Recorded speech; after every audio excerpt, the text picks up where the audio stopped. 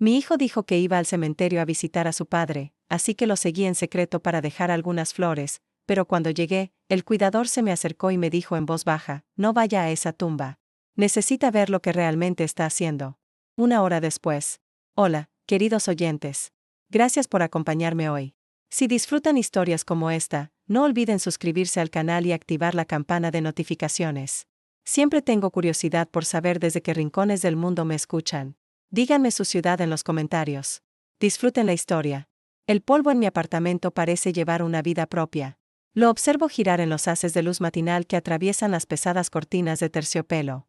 Gira en una danza lenta y silenciosa, posándose sobre los lomos de los libros que llenan cada estante, cada estructura de suelo a techo. Esta no es mi biblioteca. Es la biblioteca de Kwame, mi difunto esposo, y yo soy su curadora. Han pasado 5 años desde que falleció. Hoy se cumplen exactamente 5 años. El apartamento también es suyo. Todo aquí respira su presencia. Sus hábitos, su grandeza. Su enorme escritorio de caoba oscura ocupa el centro de la sala. Su sillón, permanentemente hundido tras años de intenso trabajo académico. Mi pequeño rincón, un modesto escritorio junto a la ventana, abarrotado de macetas de geranios, lleva mucho tiempo cubierto por la misma capa de polvo que todo lo demás. No he abierto el cajón que guarda mis herramientas, mis antiguas herramientas, en 30 años. La mañana del aniversario siempre se arrastra, espesa como melaza. Preparé té y me senté a la mesa de la cocina. La taza en mis manos estaba apenas tibia, pero el frío parecía irradiar desde lo más profundo de mí. Siempre es así cuando los espero. A mi hijo Jabari y a su esposa Niara. El timbre sonó agudo como un disparo en el silencio de la biblioteca. Sabía que eran ellos. Siempre aparecen en el aniversario, no por duelo, sino porque es una oportunidad. Una oportunidad para hablar de dinero. Mamá, hola. La voz de Jabari, fuerte y deliberadamente alegre, irrumpió en el pasillo con él. Me dio un abrazo incómodo, sus mejillas ásperas rozando las mías. Olía a colonia cara y a ansiedad. Niara lo siguió como una sombra. En su rostro había una expresión de tristeza cuidadosamente fabricada.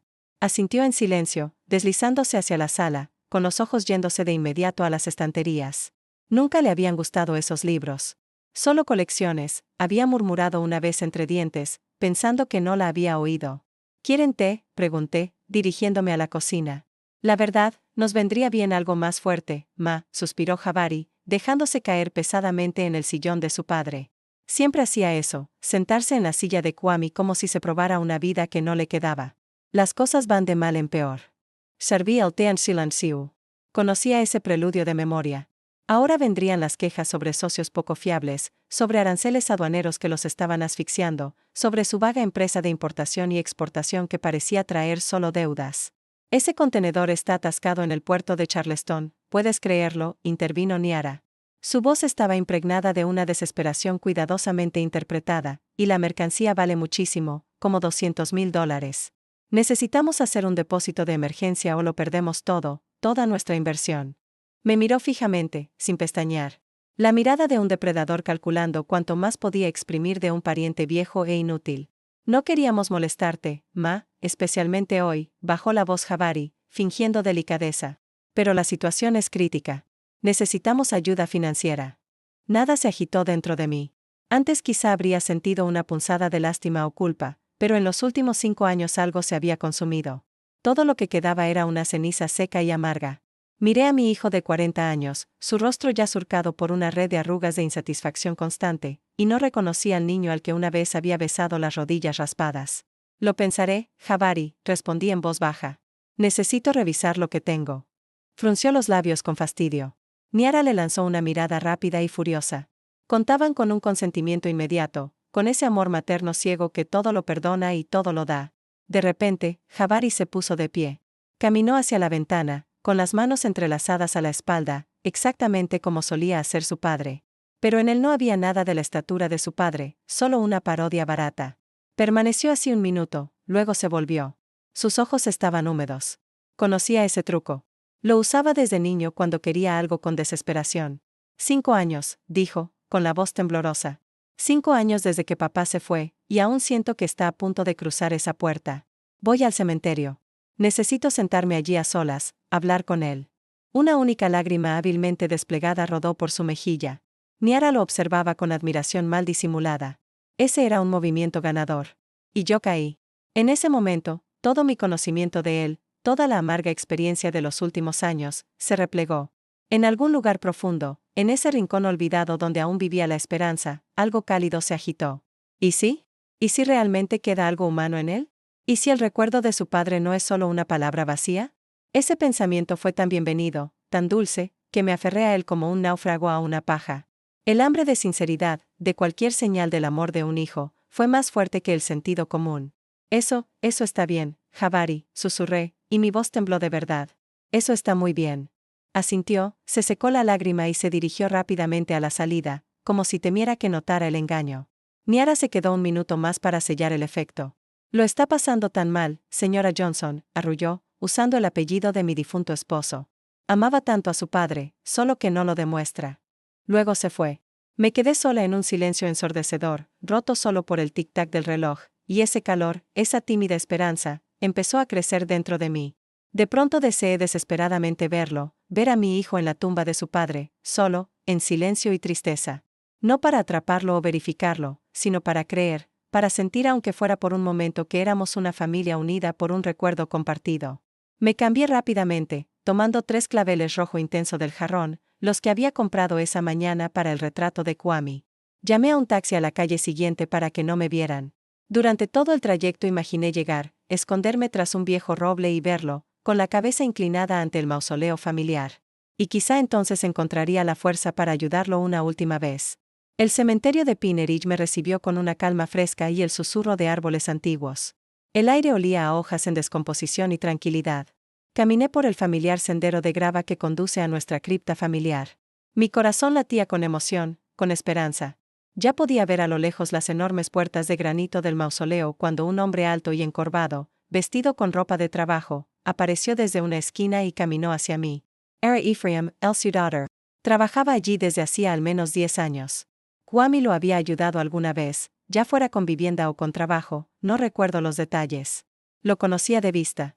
Siempre intercambiábamos asentimientos silenciosos, pero hoy no asintió. Caminó directamente hacia mí, y había algo en sus ojos que cubrió mi esperanza con una costra de hielo. Su rostro, normalmente apacible, ahora parecía una máscara severa. Se acercó casi hasta mí. Me detuve, apretando los claveles. Señora Johnson, dijo. Su voz era baja, casi un susurro, pero cada palabra se clavó en mi conciencia como un fragmento de vidrio. Hola, Ephraim, respondí, intentando sonreír. Voy a ver a mi esposo, y mi hijo está por aquí en algún lugar. Me interrumpió, colocando su áspera mano callosa sobre mi hombro. No la sentí porque en ese momento me miró directamente a los ojos y un escalofrío recorrió mi espalda. Ava, susurró tan suavemente que apenas lo oí. Su rostro estaba tenso y sombrío. No vaya a la cripta, por favor. No ahora. Spear. Necesita ver lo que realmente está haciendo. Las palabras de Ephraim no me provocaron miedo ni deseos de discutir. Simplemente cayeron en el vacío resonante que se había abierto dentro de mí. Los claveles en mi mano de pronto se sintieron ajenos, sin vida. Asentí en silencio. No pregunté por qué ni qué quería decir. Ya sabía que no me gustaría la respuesta. Se dio la vuelta y, sin mirar atrás, se alejó de la avenida principal por un sendero apenas visible, cubierto de maleza. Lo seguí como una sonámbula. Caminamos en completo silencio. Los únicos sonidos eran el crujir de nuestros pasos sobre las hojas secas y el lejano y lúgubre graznido de un cuervo. Me llevó a una pequeña colina, hasta una vieja valla inclinada de una tumba olvidada hace tiempo. Desde allí, a través de las densas ramas de lilas silvestres, nuestra cripta familiar se veía con total claridad, sombría, majestuosa, hecha de granito negro, parecía un monumento inquebrantable al honor y la dignidad del linaje Johnson. Desde aquí se ve todo y ellos no pueden vernos, dijo Ephraim igual de bajo, y luego se apartó hacia un árbol, dándome espacio en la valla. Parecía entender que esto era algo que debía ver sola. Apreté el metal frío de la valla. No tuve que esperar mucho, menos de 5 minutos. 2 figuras aparecieron desde la avenida principal. Jabari Wainiara. Mi hijo no estaba solo. No había venido a hablar con su padre. Había traído a su esposa. No llevaban flores. Su paso era práctico, rápido, sin tristeza, sin pausa en la entrada para santiguarse o simplemente guardar silencio. Jabari sacó un juego de llaves del bolsillo. Introdujo una, grande y antigua, en la cerradura de la pesada puerta de hierro forjado de la cripta. Un fuerte chirrido resonó en el silencio del cementerio. La puerta se abrió con un gemido. Entraron como si no fuera una tumba, sino un trastero, un garaje cualquiera. El frío dentro de mí, que hasta entonces había sido solo un presentimiento, empezó a ganar densidad. Se volvió sólido, pesado. Observé, incapaz de apartar la mirada, como si mis párpados estuvieran congelados en sus órbitas. Pasaron unos minutos más. Una tercera persona se acercó a la cripta. Un hombre con un abrigo largo y oscuro, pese al día relativamente templado. No pude ver su rostro. Permaneció en las sombras, pero toda su figura irradiaba algo desagradable, resbaladizo. No lo saludó. Solo se asomó y dijo algo breve. Y entonces vi el movimiento. Jabari y Niara salieron, llevando objetos en las manos, piezas cuidadosamente envueltas en terciopelo oscuro, una alargada, la otra casi cuadrada. Se las entregaron al hombre. No sabía qué eran, pero la manera en que lo hicieron, rápidamente, mirando alrededor con nerviosismo, lo decía todo. El viento me trajo fragmentos de su conversación. Sus voces eran bajas pero claras en el silencio sepulcral. Falsificación impecable, dijo el desconocido, levantando ligeramente el borde del terciopelo. Un profesional no lo notaría. Te dije que el maestro no nos fallaría, respondió mi hijo, con una nota de orgullo en la voz. Esto no es una imitación barata. ¿Y el museo? ¿Todo va bien con el Museo de Arte de Atlanta? Preguntó Niara. Su voz estaba afilada por la codicia. El director del museo, un viejo tonto.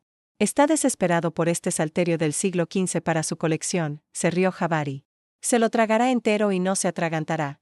Lo principal es que tu gente consiga los documentos correctos para mostrar que fue un tesoro encontrado. Y en ese momento ocurrió algo que lo cambió todo para siempre. El calor, ese calor maternal que había cultivado durante 40 años, el que me hacía perdonar mentiras, cubrir deudas y creer en lágrimas de arrepentimiento, no se desvaneció. Desapareció al instante, como un relámpago que convierte un árbol vivo en roca carbonizada. En mi pecho, donde solía estar el amor por mi hijo, se formó un bloque de hielo. No, no hielo. Algo más denso, más pesado, comprimido de decepción y 40 años de necedad. Ni siquiera era odio. El odio es un sentimiento. Requiere energía. Esto era claridad fría y cristalina y una pena ilimitada y pesada. No eran solo ladrones. Eran profanadores. Habían convertido la tumba de su padre, la cripta de mi esposo, en un almacén de cercas. Él había dedicado toda su vida al estudio de la historia, a la preservación de originales. Odiaba la falsedad en todas sus formas, y su propio hijo, su carne y sangre, usaba sus cenizas para encubrir el comercio de falsificaciones. Era un sacrilegio de tal magnitud que mi mente se negaba a comprenderlo por completo. No lloré. No hubo lágrimas. Parecían haberse congelado en algún lugar antes de llegar a la superficie. El hombre del abrigo asintió, tomó los bultos y desapareció con la misma rapidez. Jabari y Niara miraron dentro una vez más, ajustaron algo y luego, con el mismo chirrido, cerraron y aseguraron la puerta, y se fueron sin dejar una sola flor. No recuerdo haberme despedido de Ephraim. Creo que solo le asentí y me alejé. Él no dijo nada, y se lo agradecí. Caminé por los senderos, pasando cruces y obeliscos, y no vi nada. Me moví de forma automática, salí por las puertas del cementerio, tomé un coche y di mi dirección. Todo el camino de regreso miré por la ventana las casas, árboles y personas que pasaban, sintiendo como si estuviera dentro de una campana de vidrio. El mundo existía en algún lugar afuera, y yo estaba aquí, en un vacío silencioso y frío. Al entrar al apartamento, me detuve en el recibidor. El aire estaba impregnado del olor a libros, papel viejo y su tabaco, que parecía no desaparecer nunca. Caminé lentamente hacia la sala, pasando su escritorio, su sillón, los estantes cargados con los frutos de su vida. Todo de repente parecía un decorado, hermoso, majestuoso, pero muerto. Mi mirada cayó en mi rincón, el pequeño escritorio junto a la ventana, abarrotado de viejos recibos, mi espacio polvoriento y olvidado. Me acerqué lentamente, como realizando un ritual, pasando el dedo por la tapa cubierta de polvo y luego sacando el cajón inferior, el más profundo. Se dio con dificultad, chirriando. Dentro, bajo una pila de papeles amarillentos, yacía una sencilla caja de madera sin adornos. La saqué. La pequeña llave de bronce siempre colgaba de una cadena alrededor de mi cuello, bajo la ropa, junto a mi cruz. Un hábito reflejo que quedaba de los días en que el contenido de esa caja era mi vida. Introduje la llave en la cerradura y la giré. Clic, levant la tapa. Dentro, reposando sobre un lecho de terciopelo verde oscuro, estaban mis herramientas. No se habían empañado. Una pequeña pero potente lupa de joyero, una lámpara ultravioleta compacta con carcasa metálica, un juego de finas pinzas y bisturíes. Y debajo de ellas, en un compartimento inferior, yacían 3 delgados volúmenes de tapa dura, mis libros de referencia personales que había compilado en la escuela de posgrado, pigmentos históricos y su composición química, marcas de agua del siglo XV hasta la actualidad, técnicas de encuadernación de diversas épocas. Tomé la lupa. El metal frío se sentía familiar en mi palma. La levanté a mi ojo y miré mi piel. Cada línea, cada poro se volvió visible con una claridad despiadada. Durante 30 años no había usado estas herramientas. Durante 30 años había sido solo esposa, luego madre, luego viuda, guardiana de la memoria de otro. Pero hoy, en el cementerio, algo había muerto y algo más, enterrado hacía mucho tiempo, comenzaba a despertar. Cerré cuidadosamente la caja. No limpié el polvo del escritorio. Mañana pondría las cosas en orden aquí. Mi orden. La noche pasó sin dormir. No me acosté mirando al techo ni revolviendo viejos agravios en mi memoria. Me senté en un sillón en silencio y simplemente miré la caja de herramientas que descansaba sobre mi escritorio. No estaba planeando nada, no construía esquemas de venganza. Simplemente permitía que la claridad fría me llenara hasta el borde, expulsando todo lo demás, como un viejo recipiente polvoriento que por fin se vacía para llenarse de algo limpio y transparente. Me desperté con la primera luz. No había prisa, ni la familiar pesadez matinal. Tomé un trapo y un cubo de agua y por primera vez en años empecé a ordenar mi rincón. Limpié el polvo del escritorio capa por capa hasta que reapareció la textura de la madera vieja. Trasplanté los geranios. Limpié el vidrio de la pequeña estantería que albergaba mis libros, no los de Kwame. No eran grandes obras, sino modestas monografías, colecciones de artículos que había escrito antes de casarme. Miré mi nombre en las cubiertas, Eva Jones, y sentí como si me reencontrara con una conocida de hace mucho tiempo. No toqué el resto del apartamento. La biblioteca, su escritorio, su sillón, todo permaneció en su abandono polvoriento y conmemorativo. Pero mi pequeño rincón junto a la ventana ahora brillaba de limpieza. Era mi base de operaciones. El timbre sonó precisamente al mediodía. Esta vez no había ni rastro de la falsa tristeza del día anterior. Fue corto, práctico, impaciente. Entraron sin ceremonias. Jabari ni siquiera intentó abrazarme. Su rostro estaba tenso. Niara me miró con una irritación mal disimulada. Su visita tenía un único propósito. Wilma, ¿lo pensaste?, preguntó Jabari desde la puerta, entrando en la sala. De primero, respondí con voz pareja. Se miraron entre sí. Sus ojos decían, más de estos rituales de viejos, pero accedieron. Se sentaron, Jabari en la silla de su padre, Niara en el borde del sofá, lista para levantarse en cualquier momento. Fui a la cocina. Mis movimientos eran lentos y precisos. Saqué las hojas de té, vertí agua hirviendo, corté un limón. Podía oírlos hablar en voz baja en la sala. Está dando largas, siseó Niara. Tranquila, ¿a dónde va a ir?, respondió Jabari. Se tomará su té y firmará todo. Coloqué la bandeja con las tazas sobre la mesa. La porcelana tintineó suavemente. Me senté frente a ellos en una simple silla de madera que solía estar en mi cocina. No me senté en mi lugar habitual. Serví el té. Jabari tamborileaba los dedos con impaciencia en el apoyabrazos. Niara tomó una taza pero no bebió. Mamá, no tenemos tiempo para rodeos, comenzó Jabari rompiendo el silencio. Necesitamos una respuesta hoy. Es una suma grande. Tenemos que hacerlo antes de que cierren los bancos. Di un pequeño sorbo. El té estaba caliente, ácido. Me quemó la garganta, pero el frío permanecía dentro. Los miré con calma, sin juicio, como a dos desconocidos que habían venido por negocios. Jabari, tu negocio, empecé suavemente, como pensando en voz alta. ¿Está relacionado con antigüedades? Jabari se quedó helado. Sus dedos dejaron de golpear. Me miró sorprendido. ¿Qué?, preguntó. Solo estaba recordando mi antiguo trabajo, continué con la misma calma, mirando mi taza. Libros raros, manuscritos. Tenía curiosidad por saber exactamente a qué se dedican. Importación, exportación es tan vago. Cayó un silencio. Un segundo, otro. Y entonces Jabari rió fuerte, estruendosamente. No era una risa alegre.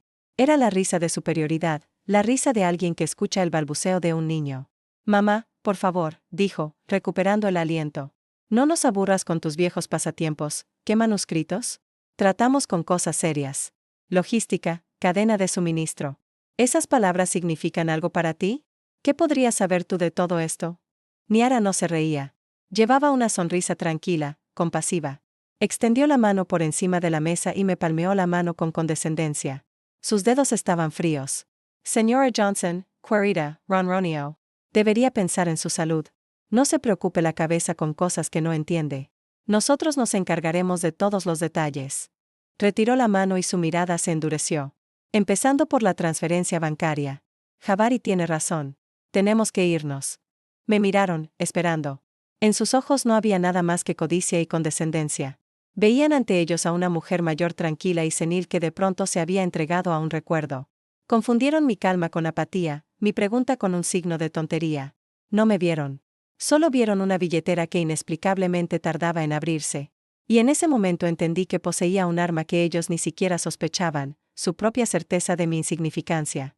Observé cómo la luz de la ventana caía sobre el rostro de Niara, resaltando el duro pliegue junto a sus labios. Vi la vena palpitar en la sin de Jabari por la impaciencia. No sentí dolor por sus palabras. Sentí algo dentro de mí finalmente calibrándose, ajustándose, como la óptica de un instrumento preciso. Coloqué lentamente la taza en el platillo. El sonido pareció ensordecedor en el silencio tenso. Está bien, dije. Mi voz era uniforme, quizá incluso demasiado cansada. Los entiendo. El alivio en sus rostros fue casi palpable. Jabari se recostó en la silla. Niara se permitió una breve sonrisa triunfal. Necesitaré revisar mis activos, añadí. Jabari se incorporó de inmediato. Claro, claro, asintió.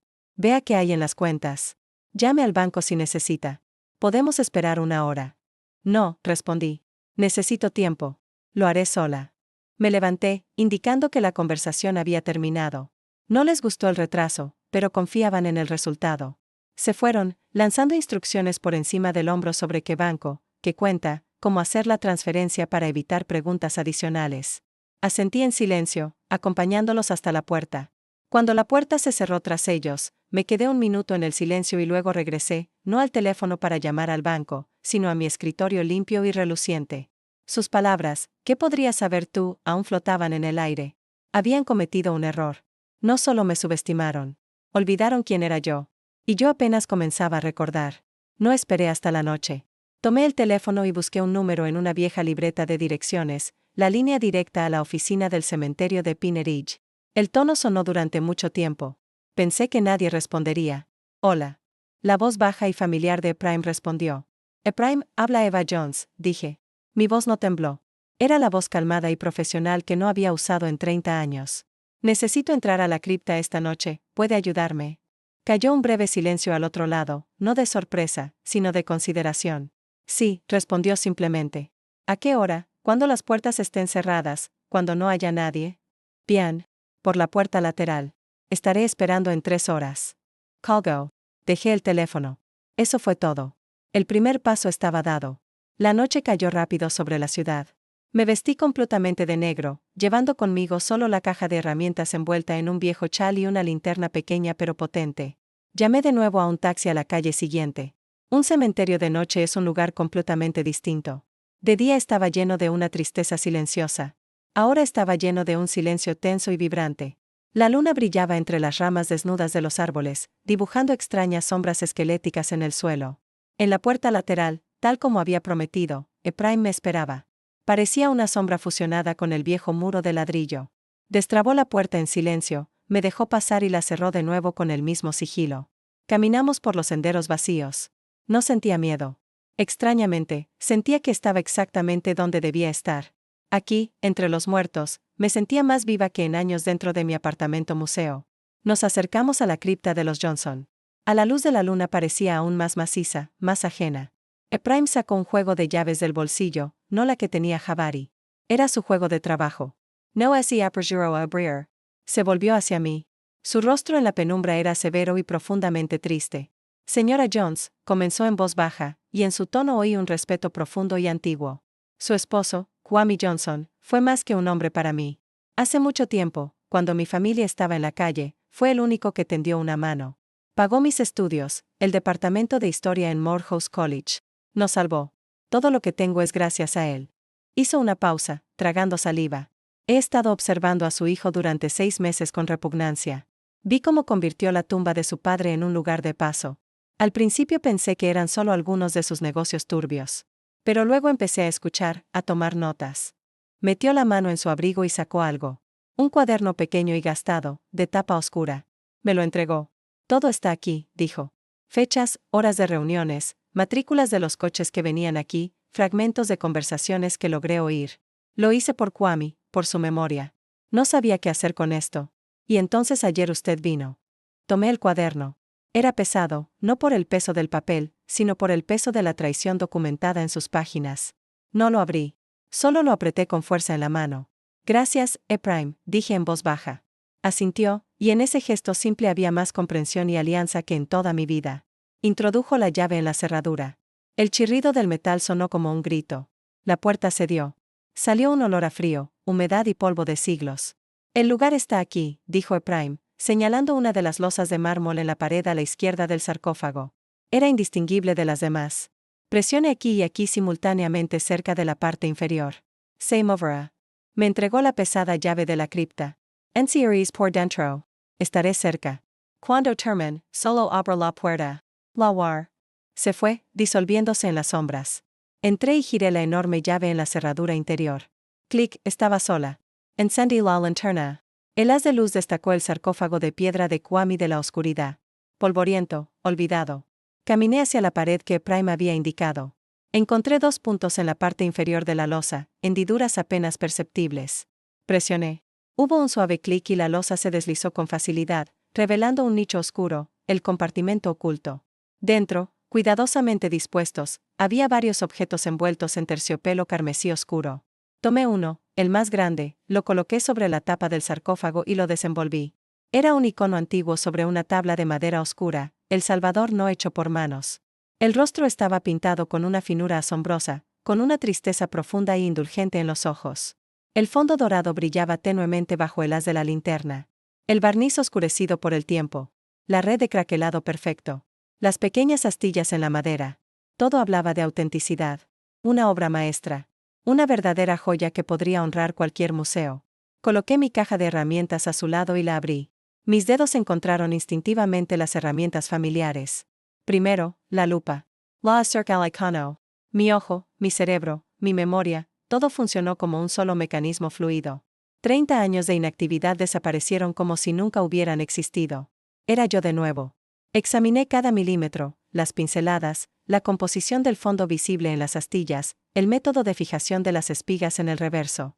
Todo era impecable, casi. Saqué la lámpara UV.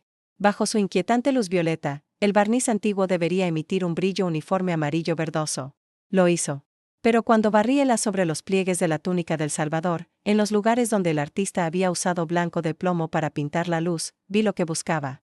Allí, en los puntos más brillantes, el resplandor era diferente. Más brillante, más frío, casi calcáreo. Era una diminuta fluorescencia ajena, la fluorescencia del dióxido de titanio. En su forma anatasa, este pigmento no fue patentado hasta principios del siglo XX. Usarlo en un icono presentado como una obra del siglo XV solo podía hacerlo alguien absolutamente confiado en su genio y en la ceguera del comprador. Una falsificación magistral, brillante, pero con un pequeño y arrogante error, un error que solo podía cometer un hombre. En el silencio frío de la cripta, de pronto recordé su nombre con absoluta claridad. El brillante restaurador que había sido expulsado vergonzosamente del Instituto Nacional de Peritaje por experimentos poco éticos de copia. Un hombre obsesionado con crear la falsificación perfecta. Anatol Voronov. Mantendré este nombre tal como es, ya que es un personaje externo, no parte de la familia principal, y un especialista. A menudo se contratan especialistas no locales. Conocía al falsificador y sabía lo que tenía que hacer ahora. Coloqué cuidadosamente el icono de nuevo en el terciopelo, guardé las herramientas en la caja. El suave clic de la cerradura sonó en el silencio mortal como un punto final al término de una larga frase. Devolví todo al compartimento oculto, deslizando la losa a su lugar. Se asentó silenciosamente, sin dejar rastro, como si nunca hubiera estado allí. Giré la llave y la pesada puerta de la cripta se abrió con un gemido, dejando entrar una franja del cielo nocturno y una ráfaga de aire frío y fresco. Ephraim me esperaba en la entrada como un guardián silencioso. Le extendí en silencio su llave y la que me había dado. Las tomó, asintiendo igual de silencioso. No necesitábamos palabras. Lo entendió todo por mi rostro. Se dio la vuelta y caminó para guiarme hacia la salida. Su sombra se deslizaba delante, señalando el camino. El viaje de regreso pasó como una neblina. La ciudad comenzaba a despertar. Algunos coches circulaban por las calles. Los trabajadores de limpieza barrían las aceras. Y yo viajaba en el taxi, apretando el cuaderno gastado de Ephraim en mi bolsillo, sintiendo como la resolución helada nacida ayer en la colina junto a la vieja valla se endurecía y templaba dentro de mí. No era ira. Era la sensación de un cirujano que hace un diagnóstico preciso y sabe que la operación será compleja pero necesaria. No llamé a la policía. Eso habría sido demasiado simple, demasiado ruidoso, y no habría restaurado el honor profanado. La policía castigaría a los criminales, pero yo tenía que destruir la mentira misma, la telaraña que habían tejido durante tanto tiempo y con tanta habilidad. Y para hacerlo, tenía que golpear no sus manos, sino el mismo centro de la red. De vuelta en el apartamento, no me acosté. Me preparé un café negro fuerte y me senté en mi escritorio limpio y ordenado. Los primeros rayos de sol tocaron mi ventana. Ayer, el aniversario había terminado. Un nuevo día de acción había comenzado. Sobre el escritorio yacía un viejo directorio telefónico con números que no había usado en décadas. Encontré el que necesitaba. Paul K. Stevens, director del Museo de Arte de Atlanta. Lo recordaba como un joven y ambicioso estudiante de posgrado que solía visitarnos y miraba a Kwame con reverencia. El viejo tonto, como lo había llamado mi hijo. Marca el número. Mis dedos no temblaron. Oficina del director. Respondió una voz femenina alegre. Hola. Por favor, comuníqueme con el señor Stevens. Llamo por un asunto urgente. Está en una reunión. ¿De qué se trata? Digel K.E.S. Eva Jones. Lo siento, ¿cómo se escribe eso? Repetí lentamente, pronunciando cada sílaba. Eva Johnson Jones, la esposa del difunto Kwame Johnson. La mujer del otro lado dudó. El nombre de mi esposo aún tenía peso en esos círculos. Un momento, por favor, dijo con un tono distinto, más respetuoso. Esperé, escuchando el tic-tac del reloj de pared. Estaba contando los segundos de mi vieja vida. Eva Johnson Jones. La voz de Paul Stevens era exactamente como la recordaba. Profunda, ligeramente aterciopelada, con notas de autosatisfacción. ¡Qué agradable sorpresa! Han pasado tantos años. Por favor, acepte mis más profundas condolencias por su pérdida, querida. Kwame fue un faro para todos nosotros. Decía las palabras que se supone que uno debe decir, corteses, vacías. Esperaba que yo empezara a pedir algo, a quejarme, a recordar. Paul, hola, respondí con calma. Le llamo no solo como la viuda de Kwame Johnson, sino también como la exarchivera principal del Instituto Nacional de Peritaje. Se produjo un silencio al otro lado, breve pero muy revelador. La reunión aparentemente terminó de inmediato. La escucho, Eva. Toda la condescendencia aterciopelada desapareció de su voz. Fue reemplazada por seriedad. He sabido que su museo planea adquirir pronto una pieza valiosa. El salterio del siglo XV, si no me equivoco, de una cierta colección privada. Silencio otra vez, más prolongado esta vez. No lo esperaba. Esa información es de uso interno, dijo con cautela. ¿Cómo tiene ese conocimiento? La fuente es irrelevante ahora mismo, continué con la misma serenidad. Lo que importa es esto. Puedo afirmar con casi un 100% de certeza que lo están engañando. El salterio que le ofrecen es una falsificación de alto nivel. Pero tuvimos expertos, el pánico y la indignación teñían su voz. La conclusión preliminar fue absolutamente positiva. Sus expertos no buscaban lo que debían buscar, respondí. Sospecho que el pigmento blanco usado para detallar las iniciales contiene la forma anatasa del dióxido de titanio, un anacronismo químico. Este pigmento no podía existir en el siglo XV. Verifíquelo y lo verá por sí mismo. Mientras hablaba, oía mi propia voz desde afuera. No era la voz de Eva la viuda, Eva la madre. Era la voz de Jones la experta que no tolera dudas. Paul Stevens guardó silencio. Casi podía sentir físicamente los pensamientos corriendo por su cabeza, un golpe a su reputación, un escándalo, la pérdida de financiación estatal. Dióxido de titanio, murmuró como en un trance. Pero, ¿quién es capaz de algo así? Creo que usted mismo conoce la respuesta, Paul, repliqué, asestando el golpe final. Recuerde quién fue expulsado del instituto hace unos 20 años por manejar copias con demasiada ligereza. ¿Recuerda a Anatol Voronov? Ese nombre actuó como una descarga eléctrica. ¿Voronov? Dios mío, pensé que se había bebido hasta morir en algún lugar. Como ve, no. Su talento ha encontrado una nueva aplicación. Paul, le insto encarecidamente a detener de inmediato el trato y realizar un análisis forense independiente completo antes de que sea demasiado tarde. Sí, por supuesto, Eva. Estoy en deuda con usted.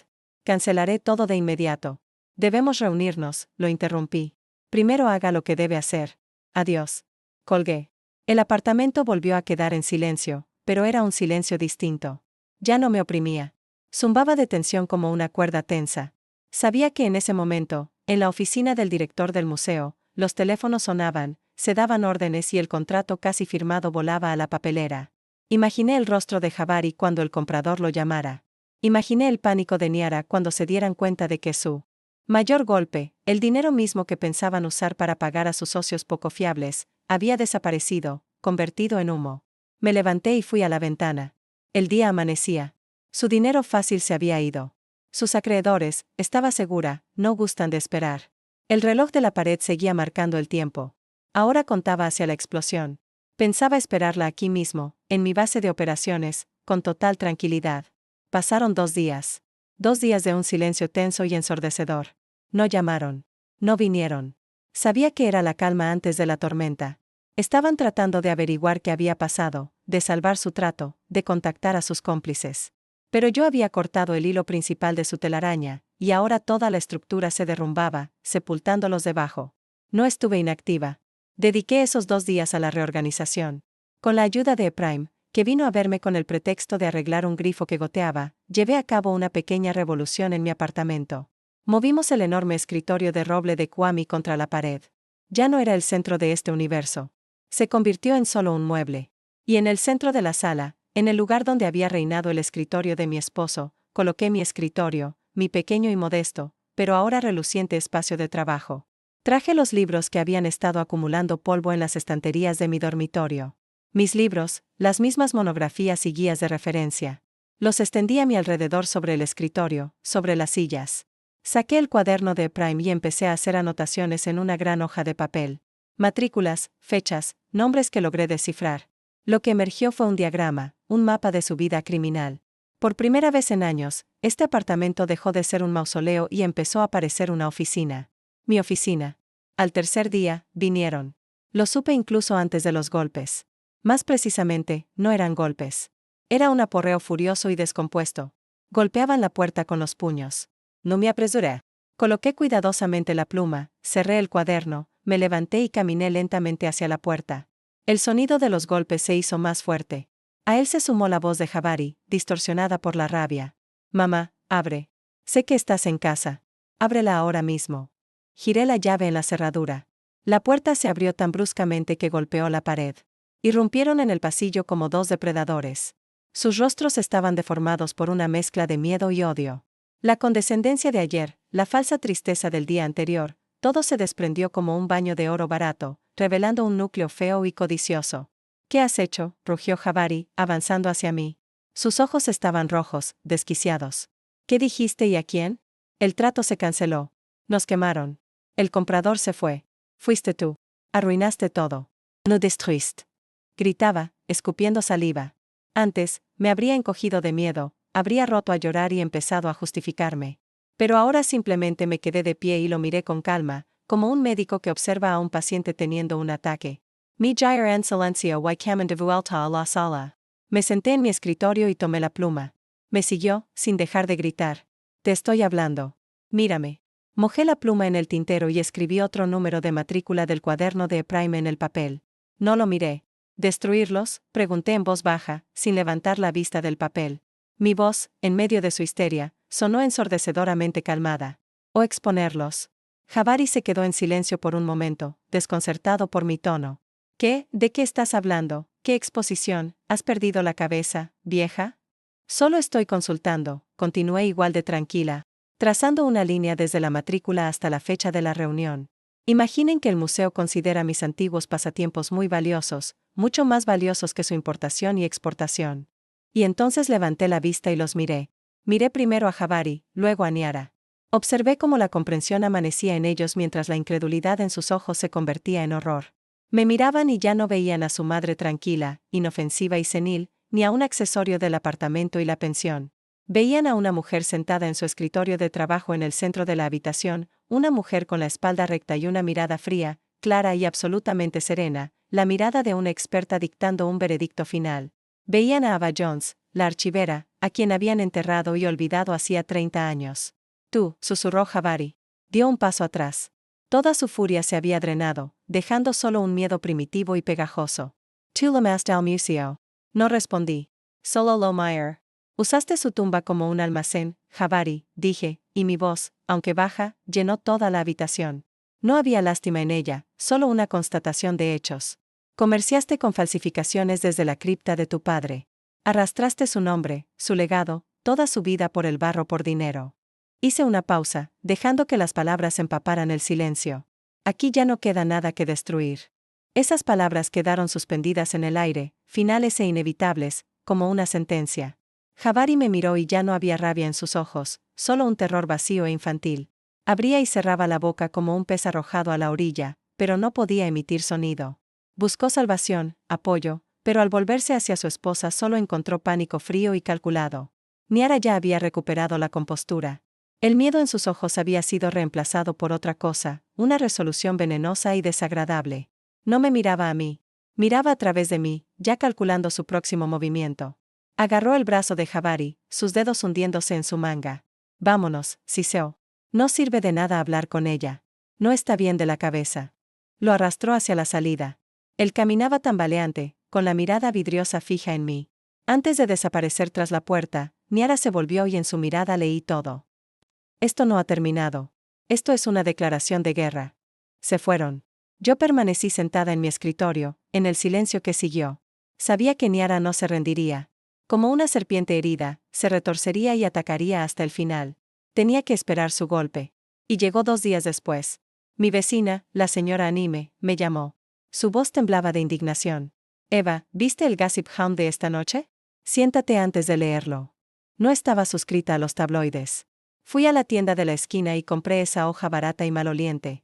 Y en la página 3, bajo el titular estridente, Duelo de viuda o demencia senil, vi mi foto, una antigua tomada hacía unos 10 años en algún aniversario. Junto a ella había una foto de Jabari y Niara posando como una pareja amorosa y sufriente.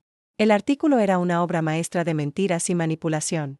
Una fuente anónima cercana a la familia relataba una historia desgarradora, como la pobre viuda del gran académico Kwame Johnson, Eva Johnson Jones, nunca se había recuperado tras la muerte de su esposo, como se había replegado en sí misma, empezado a divagar, confundiendo la realidad con la ficción, y cómo, en su estado trastornado, había inventado una historia monstruosa para manchar el nombre de su único hijo y su esposa, dedicados a su cuidado. Había insinuaciones de que incluso podría haber contactado con estafadores y ahora, confundida, intentaba culpar a sus hijos. El remate final era especialmente vil. Es posible que la anciana obsesionada con las antigüedades sea ella misma la mente maestra de una red criminal, y que su acusación sea solo una forma de eliminar competidores o aliviar su propia conciencia. Este era su último movimiento desesperado para hacerme parecer loca, para desacreditarme ante cualquiera que pudiera creerme. Atacaron mi punto más débil, mi edad, mi soledad. El cálculo era simple. ¿Quién creería a una vieja viuda desconsolada antes que a una joven pareja exitosa? Terminé el artículo, doblé el periódico y no sentí nada. Ni ofensa ni ira, solo un desprecio frío. Creían que estaban jugando al ajedrez, pero en realidad acababan de volcar el tablero y con ello firmaron su sentencia final. Marqué el número de Paul Stevens. Habla el director del museo. Paul, soy Eva Jones, ¿leíste el Gossip Hound de esta noche? Un suspiro pesado llegó del otro lado. Sí, Eva. ¡Qué basura! Justo iba a llamarte. Tus abogados no serán necesarios. Lo interrumpí. Tengo una idea mejor. Creo que es hora de que el museo anuncie su nueva adquisición. No el salterio, sino algo mucho más valioso. 1 hora después estaba en la oficina del director. El cuaderno de Prime yacía sobre la mesa ante mí. Paul, el jefe de seguridad del museo y yo nos inclinábamos sobre él. Expliqué con calma y método qué significaba cada anotación, cada fecha y cada matrícula. Les mostré mi diagrama. Hablé de la composición química de los pigmentos, de las técnicas para envejecer artificialmente la madera y de la falsificación de marcas de agua en papel. Hablé, y ellos escucharon, con rostros cada vez más serios. Ya no había condescendencia en los ojos del director. Había respeto y el entusiasmo de un profesional que ha olfateado un gran premio. Ellos declararon la guerra, dijo, cerrando el cuaderno. Así que la tendrán. Mañana, a las 11 de la mañana, en la gran sala de conferencias del museo, convocamos una rueda de prensa. Al día siguiente, la sala estaba abarrotada. Periodistas de todas las publicaciones importantes, cámaras de televisión, flashes, una colmena zumbante anticipando un escándalo. Yo estaba sentada en la primera fila. Ephraim se sentó a mi lado, vestido con un traje sencillo pero bien cuidado. Estaba tan sereno como una roca. Paul Stevens subió al podio. Se veía imponente y autoritario. Damas y caballeros, gracias por venir, comenzó. El museo los ha reunido hoy por una razón muy importante. Como saben, Nuestra misión principal es la preservación del patrimonio cultural, y hoy queremos anunciar un nuevo y vital paso en esta dirección. Hizo una pausa. Estamos introduciendo un nuevo cargo en nuestro personal, consultor especial en antigüedades y autenticidad. Es con inmenso honor que presento a la persona que ocupará este puesto, una persona cuyo nombre es sinónimo de reputación impecable y del más alto nivel de profesionalismo en este campo. Por favor, den la bienvenida a Eva Johnson. Se volvió y me miró. El silencio se apoderó de la sala por un segundo, seguido de un aplauso disperso y confuso. Los periodistas intercambiaron miradas. El autor del artículo de Gossip Hound de ayer dejó caer su bolígrafo. Me levanté y caminé hacia el podio. Miré la sala, los flashes, las docenas de ojos curiosos, y comencé a hablar con calma, con claridad, sin notas. Les hablé del dióxido de titanio, de la diferencia en el brillo del barniz antiguo y el nuevo bajo la luz ultravioleta. Hablé no como una víctima ni como una vieja loca. Hablé como una experta dando una conferencia. La sala quedó en silencio. Escuchaban, conteniendo la respiración. Y ahora, dije al final, quisiera que escucharan al hombre cuya valentía y dedicación a la memoria de mi esposo ayudaron a evitar un gran robo al erario público. Ephraim subió al podio. Colocó su cuaderno gastado sobre él. Solo hice lo que tenía que hacer, dijo en voz baja pero firme. En ese mismo momento, mientras las cámaras enfocaban el cuaderno de Ephraim, al otro lado de la ciudad dos coches indistintivos se detuvieron frente a la casa de mi hijo y su esposa. Estaban terminando de empacar sus maletas. La puerta se les abrió, no por ellos. La puerta se abrió con una llave de detective. Cuando terminó la rueda de prensa, el asistente de Paul se me acercó. Señora Jones, susurró. Acabamos de recibir la noticia, fueron detenidos intentando huir. Oí esas palabras, fueron detenidos, y no sentí nada parecido al triunfo. No hubo alegría ni regocijo. Solo hubo silencio, un silencio profundo y ensordecedor que siguió a un ruido muy largo y agotador. Asentí lentamente al asistente, aceptando la noticia como un hecho consumado, como la conclusión de un médico. Paul se interpuso de inmediato entre los periodistas y yo.